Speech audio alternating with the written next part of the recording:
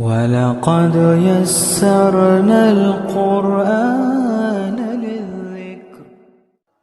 تو آج ہم بات کریں گے مہر کے حوالے سے کہ مہر کون طے کرتا ہے اور مہر آج کل کے حساب سے کتنا ہونا چاہیے۔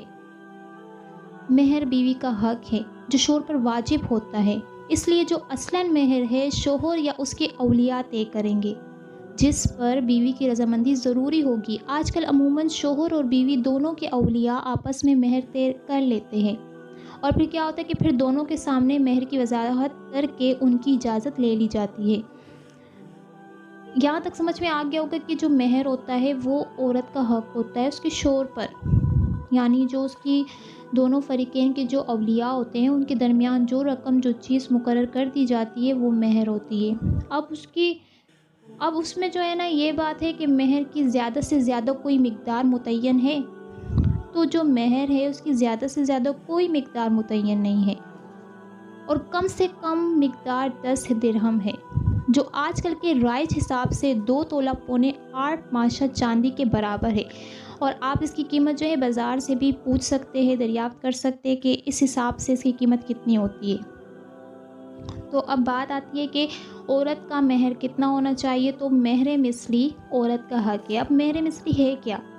یعنی اس لڑکی کے باپ کے خاندان کی وہ لڑکیاں جو مال، جمال، دین، عمر، عقل، زمانہ، شہر، باقرہ یا صیبہ وغیرہ ہونے میں اس کے برابر ہو، یعنی وہ جوان ہے، صیبہ ہے، شادی شدہ ہے، وہ تمام جو ہے ان کی جو مہر ان کا مقرر ہوا تھا وہی مہر اس کا مقرر کیا جائے گا۔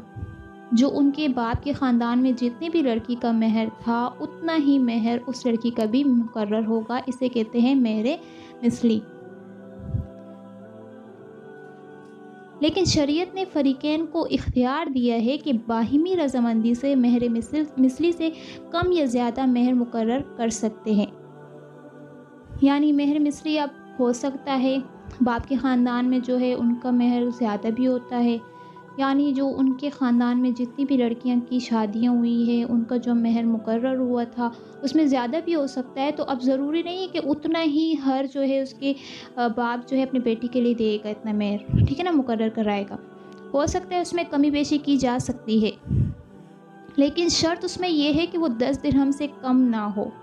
اب 10 درہم کی جو قیمت ہے وہ جو ہے 2 تولہ پونے 8 ماشا چاندی کے برابر ہے۔ اب اس کی قیمت ہم جو ہے بازار کے حساب سے اگر پوچھا جائے تو تب ہمیں پتہ چلے گا کہ کتنا ہے، تو اس حساب سے جو ہے 10 درہم سے کم نہ ہو۔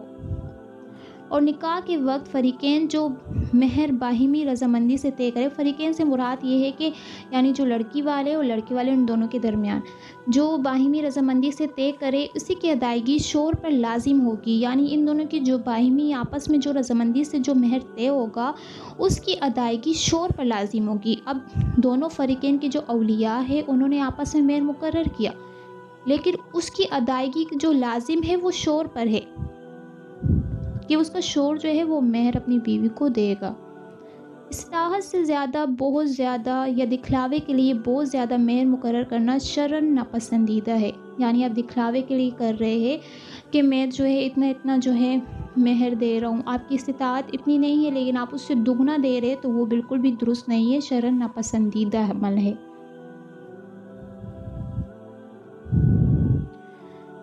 اور اگر شوہر کی استطاعت ہو تو مستحب یہ ہے کہ وہ مہر فاطمی مقرر کر لے، لیکن یہ ضروری نہیں ہے کہ مہر فاطمی سے مراد مہر کی وہ مقدار ہے جو رسول اللہ صلی اللہ علیہ وآلہ وسلم نے اپنی صاحبزادی حضرت فاطمہ رضی اللہ تعالیٰ عنہا اور دیگر صاحبزادیوں اور اکثر ازواج مطہرات کے لیے مقرر فرمائی تھی۔